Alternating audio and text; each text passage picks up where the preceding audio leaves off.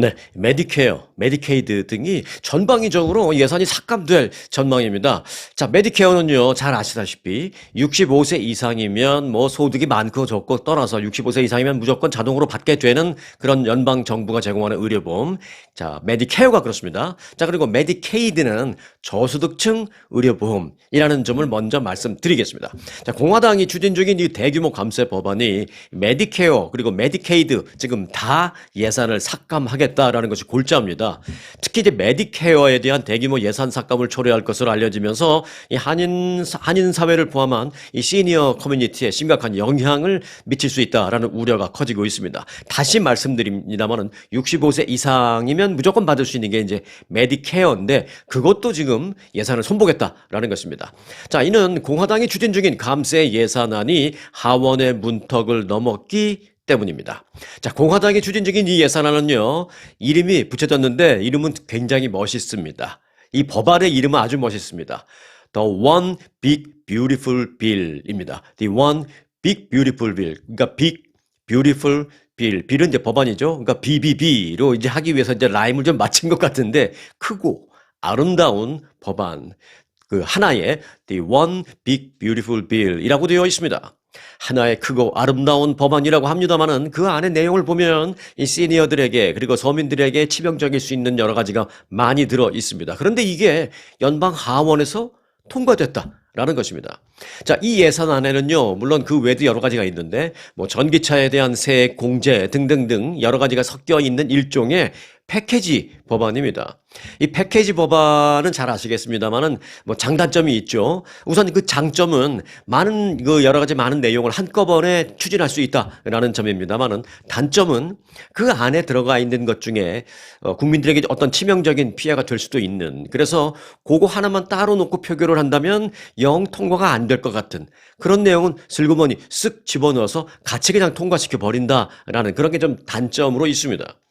이번 감세안은 메디케이드, 메디케어 다라고 이제 말씀을 드렸는데, 이제 메디케어는 65세 이상, 그런데 이제 또 저소득층을 위한 메디케이드도 문제가 되고 있습니다. 메디케이드, 제가 뭐 매번 이 시간에 말씀드립니다만은, 연방정부에서는 이제 메디케이드라고 부르고, 각 주정부는 요게 이제 조금씩 이름이 다릅니다. 캘리포니아는 메디켈이라고 하는데, 그 저소득층 의료보험 프로그램에도 약 8,800억 달러의 예산 삭감을 포함하고 있습니다. 자, 이에 따라서 나이와 상관없이 저소득층이면 받을 수 있는 이 의료 지원은 물론 또 소득과 상관없이 나이가 되면 받을 수 있는 그런 의료 혜택까지 모두가 전방위적으로 지금 예산이 삭감될 수 있는 우려에 처해져 있습니다. 충격적인 것은요. 이 법안이 초부유층과 대기업에 대해서는 또 감세를 해주는 그 내용을 담고 있다라는 점입니다.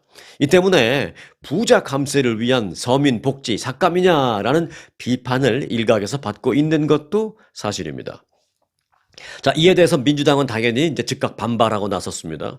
연방 하원 예산위원회의 민주당 쪽 이 간사인 브랜던 보일 의원은 예산안 논의 초기에는 트럼프 전 대통령이 메디케어에는 손대지 않겠다라고 약속을 했지만 지금은 그 약속이 완전히 깨져서 메디케어 예산도 손댄 그 내용이 이 패키지 법안에 슬그머니 들어가 있다라고 말했습니다. 실제로 이 같은 상황은 그 트럼프 대통령이 공언한 것과는 완전히 배치됐다는 것을 알 수가 있습니다. 지난 3월 뭐 대선 그 선거 유세할 때는 뭐 당연히 그런 거 건드리지 않겠다라고 선거 유세할 때 얘기한 건 뭐 그건 당연하고요. 또 어찌 보면 선거 유세할 때 그 얘기한 것, 특히 이제 뭐 공약한 것 이런 걸 어떻게 100%다 지키겠어? 라고 생각할 수도 있죠. 네, 100번 양보해서 선거 유세 때 약속한 거는 치워버리고 2달 전인 지난 3월에도요, 트럼프 대통령은 메디케어, 메디케이드, 그리고 사회보장 제도 등은 건드리지 않겠다라고 공언한 바 있습니다. 불과 한 달 반 전에요. 그럼에도 불구하고 일각에서는 그때 계속 우려를 했거든요. 이 말은 그렇게 하지만 결국은 손댈 것 같다. 뭐 이런 우려를 많이 했고 또 그런 우려를 또 일부 언론에서 보도하기도 했습니다. 그러자 트럼프 대통령은 뭐라 그랬냐면 그렇게 보도하는 저 뉴스들 가짜 뉴스다라고 막 욕했습니다. 그런데 지금 현 상황을 보면 결과적으로 그때 가짜 뉴스라고 했던 그 뉴스가 지금 사실이 되어버린 것입니다. 연방 하원에서 통과됐다라는 것이기 때문입니다. 물론 이제 일단 최종 통과된 것은 아직은 아니고요. 이제 뭐 상원에서도 민주당과의 치열한 논쟁이 진행될 전망이긴 한데요. 요즘 그 민주당이 워낙 힘을 못 쓰고 있어서 사실상 공화당이 주도해서 가면 결국은 통과될 가능성이 매우 높습니다. 마지막 단계는 뭐냐? 이제 대통령 책상 위에 올라가면 대통령이 사인만 하면 끝나는 거거든요. 그런데 뭐 공화당이 지금 뭐 상하 양원 다 다수당이기 때문에 뭐 일사천리로 통과될 가능성도 매우 높은 그런 상황입니다. 자, 그러면은 상원 의석수를 볼까요? 이제 이 법안이 하원에서는 통과, 그리고 이제 상원으로 갈 터이니 상원의 의석수를 잠시 보면 상원에서는 그러니까 모두가 100석이죠. 딱. 미국이 50개 주죠. 그래서 각 주마다 주가 크던 작던 2명씩 연방 상원이 있습니다. 그래서 50개 주니까 2명, 딱 100명 상원의원이 있는데 공화당 53석, 민주당 45석입니다. 그러면 합치면 98이잖아요. 2명은 무소속입니다. 그래서 공화당 대 민주당이 53대 45입니다. 그런데 무소속 2명이 민주당과 지금 좀 그 협력하는 그런 관계이기 때문에 2명을 민주당 쪽으로 합친다 하더라도 53대 47. 여전히 과반이 넘는 공화당을 넘어설 수가 없다라는 것입니다. 자, 때문에 이 법안이 국민들에게 너무 피해가 될 수 있다라는 것을 우려하는 공화당 내 일부 의원들이 좀 소위 말하는 반란표랄까, 뭐 반대표랄까 이런 걸 던지는 것을 이제 민주당 측에서는 그것밖에 기대할 게 없는데 그럼 몇 명의 소위 반란표가 나와야 되느냐? 공화당에서 한 4명 정도. 네. 53대 47이니까 4명의 반대표가 나온다면 공화당이 53이 아니고 예를 들어 49가 돼버린다면 저쪽이 이제 51이 될 수도 있겠죠. 그래서 민주당에서는 공화당 내에서 4명의 반란표가 나와주기만을 지금 뭐 기다리는 그것밖에 할 수 있는 게 없습니다. 자, 일반 서민들에게 큰 충격을 줄 수 있는 법안이기 때문에 지금 이 상황 매우 중요하거든요. 여러분들에게도 영향을 미칠 수밖에 없는 그런 법안입니다. 자, 이 상황 상원에서는 어떻게 되는지 혹시 또 뭐 중간에 좀 수정되는 건 없는 것인지 계속 주시하고 있다가 다시 또 그때 가서 전해드리겠습니다. 자, 이렇게 예산 많이 뺐고 그리고 찔끔 주나요? 네, 뺏는 건 많이, 주는 건 찔끔인가요? 아니면은 뭐 이쪽에서 빼서 저쪽에다 주는 건지는 모르겠습니다만. 자, 미국에서 아이를 낳으면 정부로부터 $1,000를 받게 될 전망입니다. 뭐 많다면 많고 뭐 적다면 적은데 자, 뭐 액수가 많고 적고를 떠나서 일단 상징적인 의미가 있죠. 향후 4년간 미국에서 태어나는 모든 아기는 연방 정부로부터 트럼프 어카운트, 트럼프 계좌라는 이름이 붙어 있는 투자 계좌를 선물로 받게 될 전망입니다. 공화당은 지금 연방 하원에 계류 중에 있는 그 예산 패키지 법안 중에 앞서 말씀드린 그 패키지에 이것도 들어가 있어요. 사실은 너무 많은 게 들어가 있기 때문에 그걸 다 말씀드리면 몇 시간 갖고도 안 돼요. 그래서 이제 중요한 거 그리고 우리가 관심이 되는 부분만 제가 앞서 말씀드렸는데 사실 지금 말씀드리는 이것도 그 패키지 안에 들어가 있습니다. 자, 많이 뺏어서 조금 주는 건지 모르겠습니다. 신생아에게 선물하는 투자 계좌 관련 내용도 들어가 있습니다. 자, 이 법안은 연방 정부가 올해 1월 1일부터 2029년 1월 1일 사이에 태어나는 모든 신생아에게 그러니까 지금 5월이니까 뭐 몇 달 지났잖아요. 그러니까 이제 소급 적용해 주는 겁니다. 신생아가 올해 1월 1일 이후에 태어났다라는 것만 입증을 하면 줄 수 있겠다라는 것입니다. $1,000 상당의 그 종잣돈이 입금되어 있는 계좌를 선물로 준다라는 것입니다. 이 계좌의 운영은 즉 이 어카운트의 운영은 정부가 담당하고 그렇다고 뭐 정부가 뭐 너 돈 넣었다 뺐다 그런 건 아니고요. 일단 정부가 돈을 넣어서 만들어서 이제 주는 겁니다. 그런데 이제 18세가 되기 전까지는 이제 찾으면 안 돼요. 그리고 아기가 성장한 뒤에는 대학 등록금이나 아니면은 주택 구입비 등등 어떤 그 특정 지출에만 인출이 가능합니다. 자, 부모 등 제3자도 이 아기를 위해서 이 계좌에 돈을 추가로 넣을 수 있습니다. 그러니까 나라에서 1,000불 넣어서 줬잖아요. 그럼 그것만 가만 놔두는 것이 아니라 부모가 거기서 뭐 매칭으로 해서 그러면 아빠 이름으로 1,000불, 엄마 이름으로 1,000불 해서 3,000불짜리도 만들 수 있는 겁니다. 할머니 이름으로도 1,000불, 할아버지 이름 1,000불, 뭐 그렇게 5,000불 만들 수도 있죠. 야, 정말 5,000불짜리 만들어서 0살 태어나자마자 그렇게 만들어서 안 건드리고 이 아이가 18살이 되면 제가 뭐 계산을 안 해봤습니다만은 뭐 그때 가서 뭘 어떻게 될지 모르겠습니다만 지금 기준으로 그 밸류를 따진다면 한 100만 분 밸류가 될 수도 있을 겁니다. 그게 시간이 많이 지나기 때문에. 자, 당초 이 계좌의 이름은요. 성장과 발전을 위한 현금 계좌라고 이제 뭐 한국말로 번역하면 그런데 공식 이름은 Money Account for Growth and Advancements였습니다. 그래서 앞자만 따면 MAGA. 뭔지 아시죠? 마가. 그래서 이제 마가 계좌로 이제 이름이 붙여져서 그렇게 됐었는데 마가가 잘 아시다시피 뭐 미국을 다시 위대하게 트럼프 대통령의 선거 구호 슬로건이잖아요. 그런데 이제 공화당 의원들은 너무 마가를 어린아이한테 계속 하는 것도 좀 그렇고 이름을 너무 그냥 좀 마가에 맞추려다가 보니까 이름이 좀 정확하지도 않고 애매하기도 해서 결국 공화당 의원들이 생각한 게 뭐냐면 그럼 마가 대신 트럼프 대통령을 기리면 되는 거 아니냐 해서 아예 트럼프 어카운트라고 이름을 붙였습니다. 네. 아이들한테 야 이거 지금 우리 트럼프 대통령님이 주는 거야 하고 이제 주거나 나중에 커서 그렇게 얘기할 수 있겠죠. 그래서 일단 마가 어카운트가 이름이 트럼프 어카운트로 바뀌었다. 라는 말씀을 드립니다. 자, 마가 계좌가 됐던 뭐 트럼프 어카운트가 됐던 $1,000 준다니까 기대가 되기는 합니다. 미국 내 출산율을 높이기 위한 뭐 그런 것이긴 한데 정말 출산율을 높였으면 좋겠고요. 그렇다고 이제 과연 얼마나 도움이 될지는 좀 미지수입니다. 연방 하원은 조만간 이 법안에 대해서 이제 표결을 하겠다라고 말했는데 이제 표결해서 통과가 됐다라는 건 이제 어제 들어온 속보입니다.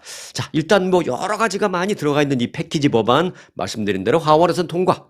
그리고 이제 과연 마지막 단계 상원 그리고 대통령 책상에 올라갈 때까지 어떤 일이 있는지 또 있을지 계속해서 여러분들에게 전해드릴 테니까 주시하고 구독해 놓으시고 함께 하시길 바라겠습니다. 자, 지금부터는 많이 좀 걱정스러운 그 소식을 좀 전해드리겠습니다. 좀 불안한 소식이기도 한데요. 중동에 자칫하면 그 핵전쟁 우려가 지금 있는 그런 상황입니다. 이스라엘이 이란 핵시설에 대한 타격을 준비하고 있다라는 정황이 지금 속속 드러나고 있습니다.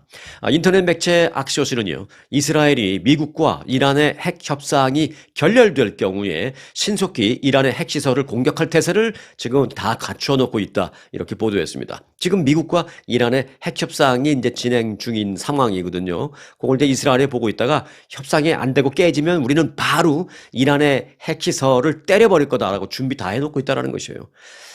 뭐 무슨 공항을 때린다든지 무슨 제조 공장을 폭파한다든지 이런 게 아니라 핵 공장을 폭파시켜 버린다라면 이거는 그 전무후무한 일이 될 수 있기 때문에 이건 주시해봐야 됩니다. 우리면. 자, 악시오스 보도에 따르면 이스라엘 정보당국은 미국과 이란의 핵 협상 타결이 가까워졌다라는 기존의 전망을 철회한다라는 것입니다. 왜?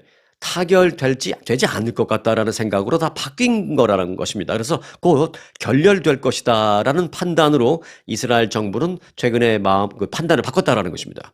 그래서 네탄야후 이스라엘 총리는 이번 주 초에 고위급 정보기관, 자기 이스라엘 내의 고위급 정보기관 그 지휘관들을 다 불러서 핵 협상이 타결되지 못하고 결렬될 것에 대비해서 우리가 이란의 핵시설을 폭파시켜 버려야 되는데 미사일 공격할 건데 어떻게 할 것인지에 대한 매우 민감한 very sensitive 그 미팅을 했다. 이렇게 지금 보도가 나오고 있습니다.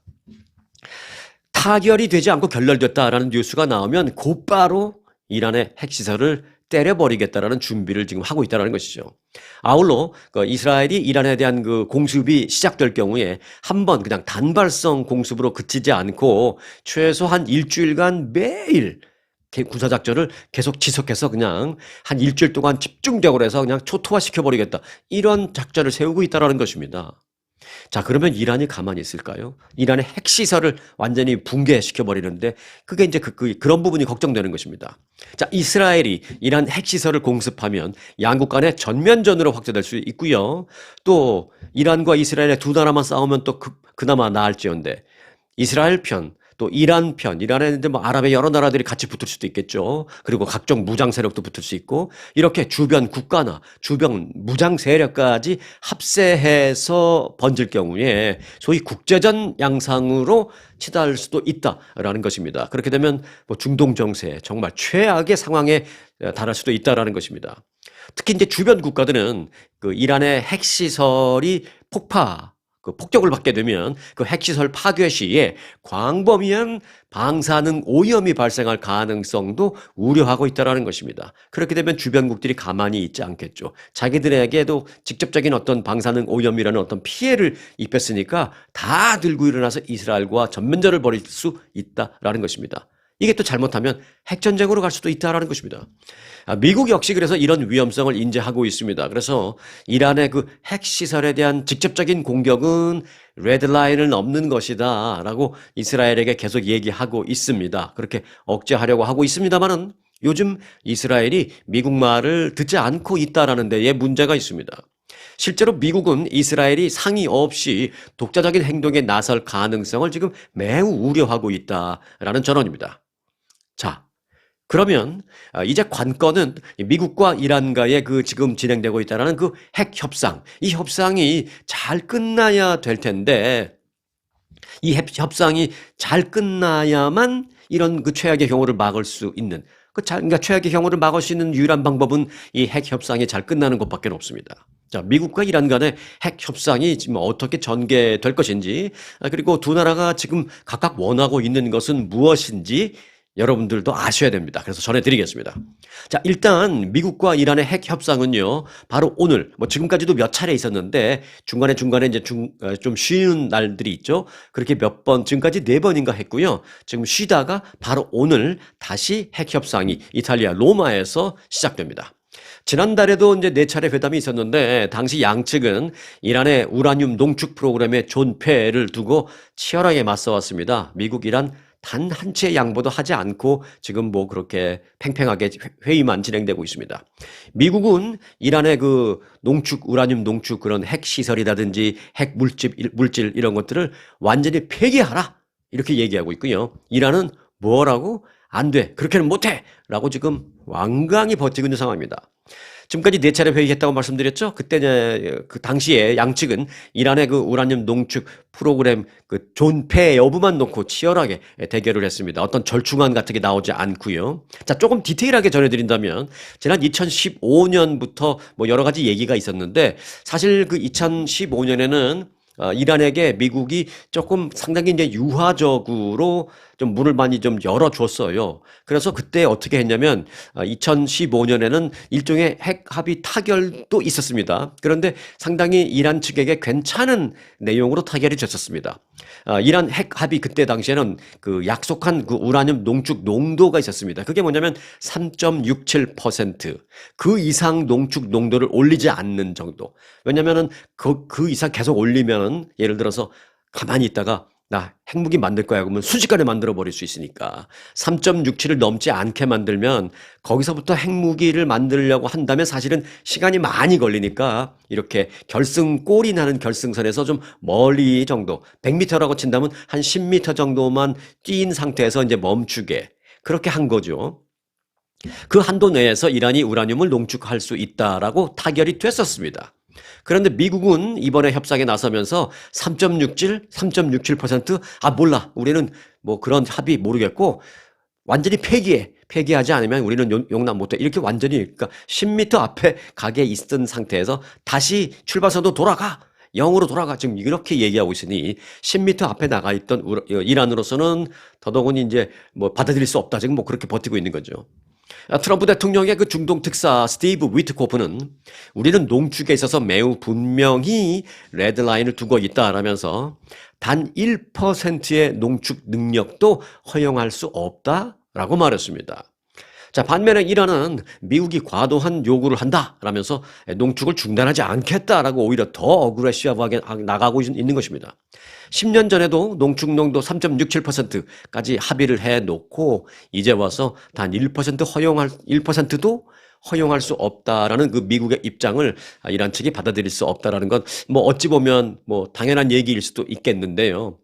혹 미국이 이스라엘의 그 이란 공격에 좀 판을 깔아줄 수 있는, 즉 이스라엘이 이란의 핵시설을 공격할 수 있는 어떤 그 명분을 만들어주기 위해서 미국이 이 협상이 순조롭게 타결되지 않도록 이란이 받아들일 수 없는 그 상태로 일부러 몰고 가는 게 아니냐, 이런 얘기도 그래서 상당히 이제 얼마나 걱정스러우면 그런 얘기도 지금 나오고 있는 상황입니다. 그냥 고의로 이 협상을 그냥 결렬되게 만들어서 이스라엘이 이란의 핵시설을 아예 이 기회에 그냥 초토화시켜 버리게. 그러면 미국도 그러면은 내가 손 안 대고 나도 좀 마음 좀 편하자. 뭐 이런 생각일 수도 있겠습니다만은 지금 일각에서는 그런 얘기도 있습니다. 왜? 협상이 너무 그 강대강 대치로 가니까 중간에 어떤 합의점이나 접점 같은 게 없이 진행되고 있으니까 워낙 걱정돼서 이제 일각에서는 그런 우려, 그런 불안감도 표기하고 있는 것도 사실입니다. 자, 어떠한 정치적인 판단 또 어떠한 정치적인 또는 국제적인 전략, 외교적인 전략이 들어가 있는지까지는 모르겠습니다만은 그래도 분명한 건 전쟁만큼은 절대 안 됩니다. 자, 이런 가운데 어제 그 워싱턴 DC에서는요, 지금에 말씀드린 이런 상황과 무관하지 않은 아주 비극적인 사건이 하나 발생했습니다. 아마 속보로 많이 나왔기 때문에 지금은 아마 이 뉴스는 많이들 아실 거예요. 워싱턴 DC에 있는 이스라엘 대사관 직원 2명이 어젯밤에 총격을 받아서 숨졌습니다.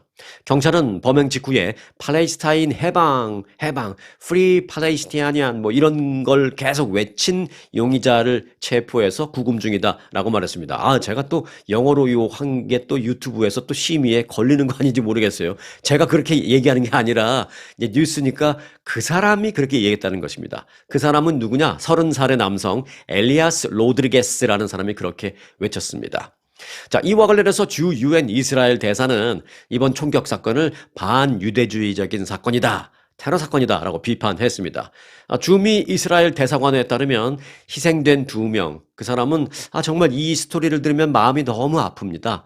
뭐 당연히 뭐 이스라엘 사람이긴 합니다만은 그 희생된 2명은 남자와 여자인데 그리고 주미 이스라엘 대사관엔 둘 다 직원인데 남녀 직원인데 조만간 몇 달 뒤에 결혼을 하기로 한 약혼자 사이인 것으로 알려졌습니다.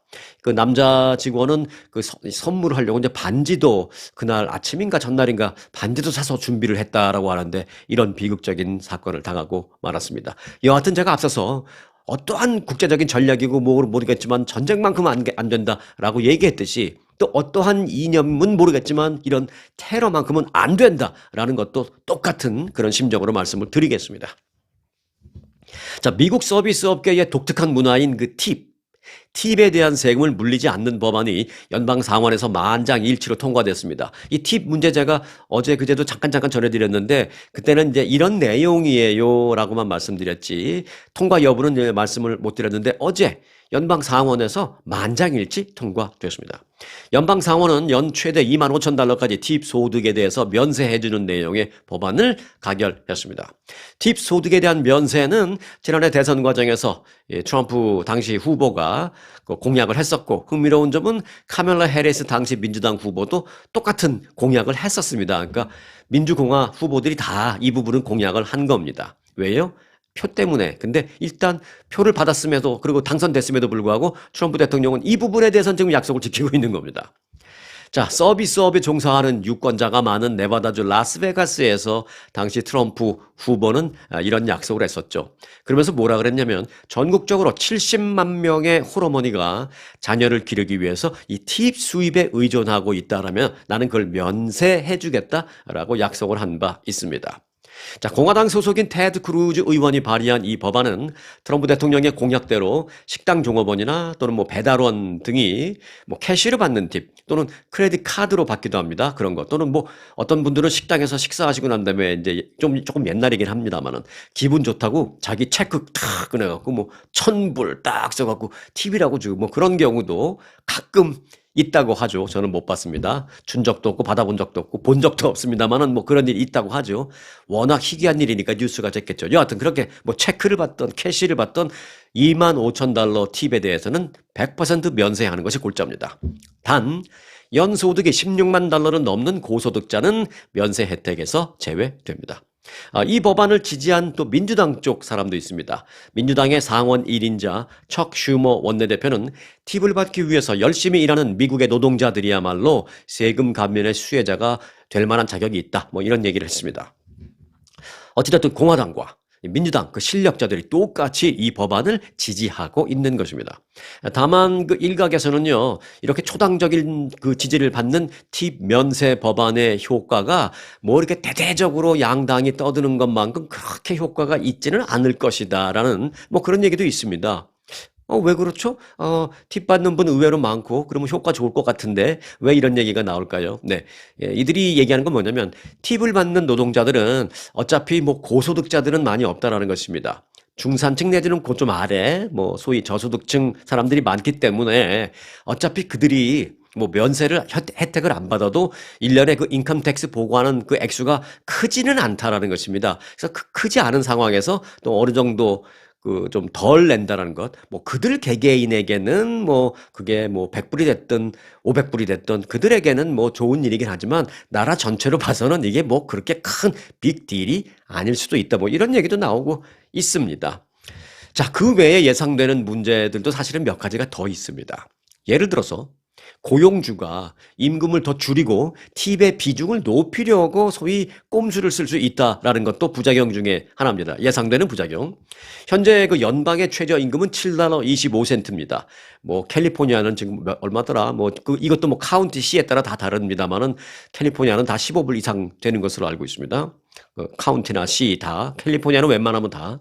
그렇지만 이제 연방은 7달러 25센트입니다. 그러면 연방은 그런데 각 지방 정부는 다른 건 뭐야? 그러면 그게 무슨 차이가 있냐? 연방은 7달러 25센트를 딱 정해 놓고 자, 50개 주 그 어느 주도 이거보다 낮으면 안 돼. 이 얘기입니다. 그러니까 7달러 25센트보다 낮은 지방 정부는 없다라는 것이죠. 이제 바름 라인을 깔아놓은 거죠, 연방 정부가. 자, 연방 정부가 깔아놓은 바름 라인은 시간당 7달러 25센트입니다만은 또 다른 그 법안이 별도로 되어 있는 건 뭐냐면, 그렇지만 고용주는 팁을 받는 직원에게는 7달러 25센트를 주지 않아도 된다.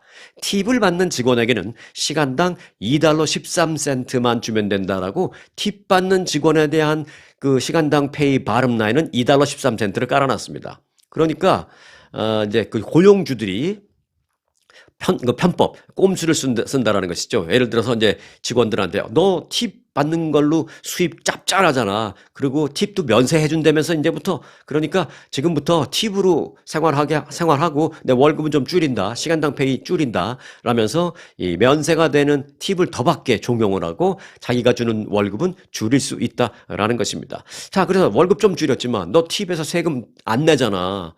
그러니까 사실 너한테는 네 입장에서 똑같은 거잖아. 뭐 불만 있을 거 뭐 있어. 뭐 이런 식으로 뭐 말은 고용주가 그렇게 안 하겠지만 그런 마인드로 그 시간당 배를 좀 줄일 수 있다라는 것입니다. 그렇게 되면 결국 그 팁 받는 종업원들은 여기서 조금 뜯기니까 세금 좀 덜 내도 결과적으로 똑같아지는 별 혜택을 못 느끼는 뭐 이렇게 될 수 있는 부작용도 우려된다라는 것입니다.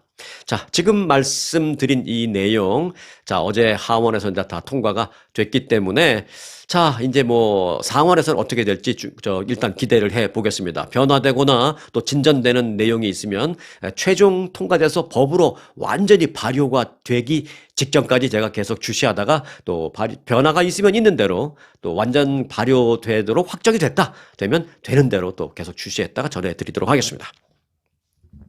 네, 트럼프 대통령은 미국의 그 양대 국책 부동산 담보 대출 기관, 여러분들 이름 많이 들어보셨죠? 뉴스에서 뭐 페니메이라는 이름 또는 프레디 맥이라는 이름 많이 들어보셨을 거예요. 이게 이제 그 양대 미국의 국책, 그러니까 미국 정부가 운영하는 대출, 주택 그 론을 해주는 기관인데요. 이 두 기관을 주식시장 상장을 하겠다 이렇게 밝혔습니다. 트럼프 대통령이.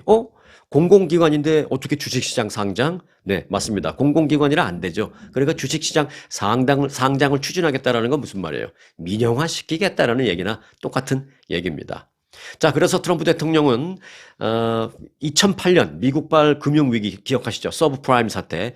그때 그 전까지는 여기 이 기관들이 민영 기업이었습니다. 그때 이제 정부에 인수된 페니메이 그리고 프레디 맥 이걸 다시 2008년 이전처럼 민영화하겠다는 구상을 밝힌 겁니다. 자, 그럼 여기서 잠시 페니메이와 프레디 맥이 과거처럼 다시 민영화가 된다면 어떤 변화가 예상되는지, 그리고 특히 우리 일반인들에게는 어떤 영향을 미치게 되는지, 뭐 장점, 단점이 있다면 어떤 것인지 알아볼 필요가 있습니다. 자, 여러분들 뭐 이미 좀 나이가 좀 있으셔서 집 다 페이오프 하시고 뭐 은퇴하시고 예를 들어 이런 분들에겐 필요 없을 수도 있지만 뭐 자녀들한테 필요할 수도 있고 또 뭐 손자 손녀들에게 필요할 수도 있고 뭐 하여간 우리에겐 늘 필요한 게 이 주택 몰기지 주택 대출 몰기지 금리 몰기지 론입니다. 자, 첫 번째 예상되는 변화 크레딧이 낮은 사람들의 타격이 우려됩니다. 두 기관이 민영화되면 지금은 사실상 반국유화 상태로 이 기관들이 운영되고 있지만 지금과 같은 그 정부 보증이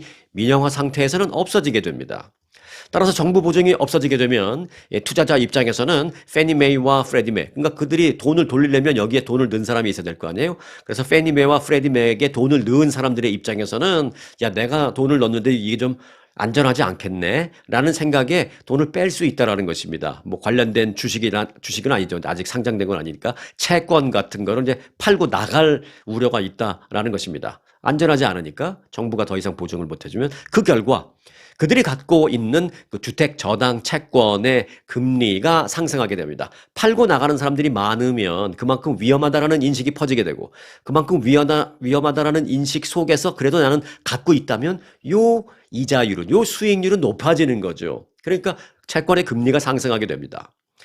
이렇게 되면 결국은 모기지 금리 인상으로 이어지게 됩니다. 또한 시장의 불확실성이 커지면 대출 기준도 더 엄격해질 수밖에 없습니다. 그래서 결국 크레딧 스코어가 높지 않은 그런 사람들의 대출 접근성이 상당히 어려워질 수밖에 없다라는 것입니다. 자, 예상되는 두 번째 변화, 모기지 금리 상승 가능성입니다. 앞서 잠시 말씀드린 것과 비슷한 건데 민간 기업은 수익 극대화를 추구하는 게 당연히 민간 기업이죠. 그래서 앞서 제가 말씀드린 그런 이유 때문에 금리가 오를 수도 있지만 그거 외에 추가적으로 꼭 그런 이유가 발생하지 않더라도 그런 상황이 아니더라도 민간 기업의 최종 목적은 뭐예요? 수익 극대화잖아요. 당연히 금리를 올릴 것이다 라는 것입니다. 이는 일반 소비자 특히 중산층 이하의 사람들이나 크레딧이 낮은 사람들에게 더 높은 금리를 요구하게 될 것입니다. 현재와 같은 정부의 암묵적인 보증이 사라지게 되면 대출 시장 전반의 금리가 기본적으로 더 높은 수준에서 형성되게 됩니다. 금리가 또한 그렇게 돼도 정부가 개입할 수가 없습니다. 지금은 페니메이가 정부 거니까 이거 너무 높아. 이렇게 되면은 내가 표 받는데도 불리하니까 좀 낮춰. 뭐 이렇게 좀 컨트롤이 가능한데 민간 기업이 돼버리면 컨트롤 할 수가 없죠. 당연히 무슨 공산주의가 아니니까. 그래서 이미 민간 기업이니까 정부가 개입할 수 없기 때문에 금리를 올려도 정부가 좀 낮춰줄 수 있는 방법이 없다라는 것입니다. 자, 세 번째, 대출 상품 다양성과 접근성 변화도 예상됩니다. 민간화된 기업은 리스크가 큰 대출을 피할 수 있습니다. 또 피하는데 정부가 뭐라고 할 수도 없습니다. 또 저소득층을 위한 FHA나 VA 같은 상품은 줄어들거나 없어질 수 있습니다. FHA는 뭐냐면 연방주택청이 보증하는 론입니다. 주로 이제 처음 주택을 구입하는 사람들 또는 뭐 신용 점수가 좀 낮은 사람들 이런 거 이제 정부에서 돈을 빌려주는 겁니다.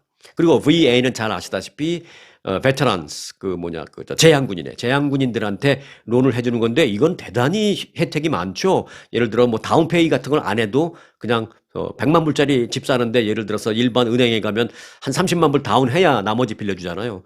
그런데 VA 같은 경우는 100만 불짜리다 그냥 다운페이 없이도 그냥 100만 불 다 빌려줍니다. 그런 것도 없어질 수 있다는 것입니다. 자, 다시 현재로 돌아와서요. 현재는 정부가 주택시장에 간접적으로 이제 개입할 수 있는 주요 수단이 바로 이제 그 페니메이, 뭐 프레디메 이런 걸 통한 모기지인데 그런데 이제 이런 게 민영화되면 정부가 저소득층을 위한 주택금융 정책을 시행하기가 어려워진다라는 것입니다. 대신 크레딧이 좋은 사람들 중심의 대출 상품은 더 많아지게 될 수도 있습니다. 크레딧이 좋은 사람에게는 많은 혜택을 주고 또 다양한 상품이 나오고 반대로 크레딧이 나쁜 사람은 이들에게 돈을 빌리기 어려우니까 결국은 어떻게 해요? 제2, 제3 금융기관을 찾게 되고 당연하게 여러분들 아시다시피 그 제2, 제3 금융으로 가면 갈수록 이자율은 더 높죠. 뭐 폭리를 취하는 정도. 그러니까 점점 더 어려워질 수도 있다라는 것입니다. 한 가지 더 좀 예상되는 변화 말씀드려 볼까요? 이제 세금 부담에도 변화가 예상됩니다. 요거는 이제 긍정적인 측면인데 정부가 더 이상 그 페니메와 프레디메에게 손실을 보전할 필요가 없게 되잖아요. 정부 게 아니면은 그렇기 때문에 이제 나라 돈을 거기다 좀 넣을 필요가 없으니까 나라 돈을 쓸 일이 없어서 세금을 좀 아낄 수가 있다. 예산을 좀 아낄 수가 있다. 요런 뭐 긍정적인 측면 측면도 있습니다. 그렇게 세금이 좀 아껴졌다고 그러면 그 아껴진 만큼 우리한테 세금을 덜 받을지는 모르겠습니다만은 일단 이론적으로는 그렇습니다. 자, 트럼프 대통령의 장남 트럼프 주니어가 차기 대선 출마 가능성에 대한 질문을 받았는데 아마도 모르는 일이라고 여지를 남겼습니다.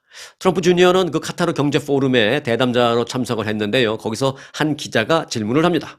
트럼프 대통령이 임기를 마치면 당신이 대선에 출마할 생각이 있느냐라고 질문을 합니다. 제가 어제도 말씀드렸죠. 이 가끔 어떤 그 기자회견이나 이런 걸 주최하는 사람 측이 기자들 중에 친분이 있는 기자한테 야, 이따가 요거 좀 질문해줘라고 부탁하는 경우가 있다고요. 저도 오래 기자 생활하는 상황 속에서 그런 부탁을 받아본 적도 있고 그런 상황을 본 적도 있다라고 이제 어제 말씀드린 적이 있는데 바로 이제 요런 게 그럴 수도 있다라는 생각도 듭니다. 뜬금없이 한 기자가 아버지가 대통령 임기 다 끝나면 당신이 대선에 출마할 생각이 있습니까? 아무도 생각하지 못했던 그걸 갑자기 한 기자가 그런 질문을 확 던집니다. 그러니까 트럼프 주니어는 아유 뭐 저한테 벌써 그런 질문을 하십니까? 우리 아버지 임기 이제 시작한 지 몇 달밖에 안 됐는데 아유 저는 생각해 본 적도 없습니다. 뭐 이렇게 한 게 아니라 아마도 maybe 뭐 모르는 일 뭐 아니겠습니까? 이렇게 얘기했습니다. 노를 안 한 거죠. 그러니까 이게 좀 약속 대련 비슷하게 좀 그 약속 질문 그런 게 아닌가라는 생각이 들기도 하는데 자 여하튼 그것도 어제 내가 말씀드렸습니다. 일종의 테크닉이라고. 자 트럼프 주니어는 그러면서 지난 10년간 미국 재계를 장악해온 좌파 이념의 광기와 맞서서 최전선에 서는 것이 매우 중요하다라면서 당신이 질문한 그런 일 아마도 모르지만 언젠가는 그런 소명이 있지 않을까 생각한다. 뭐 이렇게 얘기했습니다. 이건 뭐 거의 반 예스한 거나 마찬가지라는 생각이 듭니다. 아버지가 아직 두누 시퍼렇게 임기 지금 뭐 한 넉 달밖에 안 됐는데 여하튼 그런 질문이 있었다. 그리고 그런 답변은 이랬다라는 것까지만 좀 전해드리겠습니다.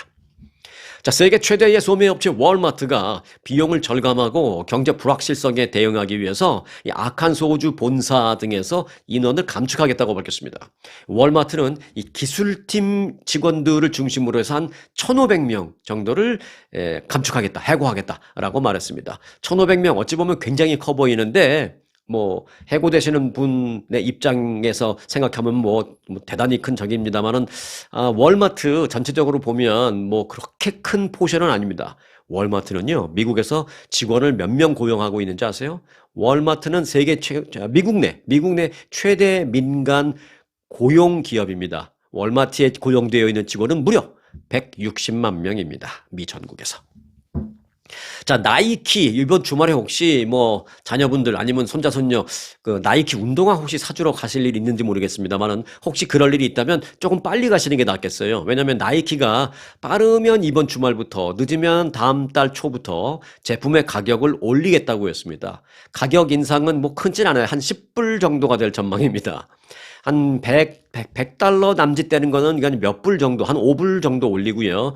150달러가 넘어가는 것들은 한 10불 정도 올리겠다라고 했습니다. 이제 이게 다 관세 때문이다라고 했습니다. 현재 그 중국하고 베트남에서 이제 많이 갖고 오는데 나이키는 중국하고 베트남에서 거의 절반 이상을 만들어서 갖고 옵니다. 그런데 아무리 중국에 대한 관세가 뭐 90일 유예 뭐 이렇게 됐지만 그거는 145% 그걸 유예하겠다는 것이지 스틸 중국에 대해서는 30% 관세 있고요. 베트남에 대해서는 10% 관세가 있습니다. 자, 하지만 이제 가격이 오르지 않는 제품도 있습니다. 나이키. 뭐냐면 두 가지인데요. 개학을 앞두고 있는 상황에서 아동들에게 뭐 초, 중, 고등학생들에게 필요한 그런 용품들. 요거 이제 가격 봉쇄하겠다고 했고요. 그리고 또 하나 100달러 아래 되는 제품도 가격은 올리지 않겠다라고 말했습니다. 99불짜리 사주시면 되겠네요, 오늘. 자, 앞으로 자가 면역 질환 치료제로서 미국에서 한국 치료약을 사용할 수 있게 될 전망입니다. 자, 오늘 이제 끝 뉴스인데요. 자랑스럽기도 하고 기대가 되기도 합니다. 한국의 제약회사 셀트리온이라는 아주 유명한 제약회사가 있습니다. 한국 그 주식시장에 상장도 되어 있는 아주 유명한 한국의 제약회사 셀트리온이 미국 상위 5개 그 처방약 급여 관리 업체 중에 한 곳과 자가 면역 질환 치료제인 스테키마 라는 약의 처방 리스트 등재 계약을 체결했습니다. 여기 등재돼야 이제 처방이 되는 거예요. 셀트리온이 계약을 통해서 이 해당 업체가 관할하는 그 보험회사와의 네트워크를 확보하면서 오는 7월 1일부터 이 스테키마 치료약, 스테키마라는 약에 대한 보험 적용이 시작될 전망입니다. 미국에서는 그 처방약 급여 관리 업체에서 관리하는 그 처방 리스트가 있습니다. 거기에 등재돼야만 또 그들 네트워크 안에 있는 보험회사에서 이 보험비 적용을 시켜서 돈을 환불을 리펀드를 해줍니다. 셀트리온이 올해 3월 이 스테키마라는 자가 면역 질환 치료제를 미국에서 출시한 이후에 현재까지 확보한 그 커버리지는요, 미국 전체 시장의 약 한 30% 수준까지 올라왔습니다. 이게 2달 반 정도 만에 이 30%니까 굉장히 빨리 확산되고 있는 것입니다. 과거에는 생각나십니까? 뭐 너무 옛날 얘기해서 죄송합니다만 이제 오늘 이 영상 마치기 전에 한 30초만 잠시 옛날 얘기 해볼까요? 우리 옛날에 뭐 70년대, 80년대 막 이때만 해도 더 가면 한 60년대 미제약 뭐 정식으로 구할 수도 없었지만 뭐 어떻게 미국에서 누가 보내줬던 뭐 미국에서 식구들이 올 때 뭐 갖고 왔던 다 미제약만 보면 와 이게 막 정말 신주단지 모시듯이 막 그랬었잖아요. 전에는 옛날에는. 그런데 이제는요. 미국에서 살면서 미국 약보다 오히려 더 좋은 한국 약으로 어떤 특정 질환은 치료를 할 수 있는 그런 시절이 됐구나라는 생각도 하게 됩니다. 자, 주말입니다. 한 주 동안 수고 많으셨고요. 자, 오늘도 행복하시기 바랍니다. 오늘 영상 여기서 마칩니다.